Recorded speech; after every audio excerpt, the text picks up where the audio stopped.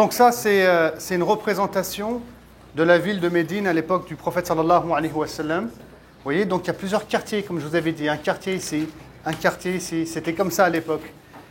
Et il y avait aussi des forteresses à l'époque du prophète sallallahu alayhi wa sallam. Et comme il y avait plusieurs tribus qui vivaient là-bas, des Haous et des Khazraj avec des clans, il pouvait y avoir des batailles entre eux, des guerres entre eux et des problèmes. En cas de guerre, c'est simple, les gens se réfugiaient à l'intérieur des forteresses. Quand on lit les livres sur la vie du prophète sallallahu alayhi wa sallam, par exemple, quand les Bani Qaynuqa vont être assiégés, ils vont tous rentrer dans leur forteresse. Et il est marqué qu'ils vont être assiégés. C'est comme ça que c'était organisé à l'époque. Et ils avaient aussi des palmeraies, généralement.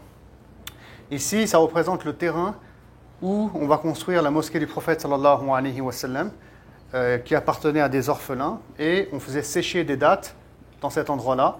Il y avait aussi quelques mares d'eau, on ne les voit pas très bien ici, mais elles sont bien présentes. On avait aussi des troncs de palmiers.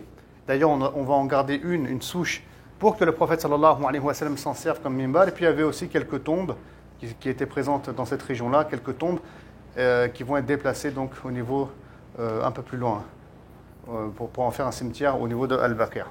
Voilà donc comment étaient les quartiers à l'époque du prophète sallallahu alayhi wa sallam.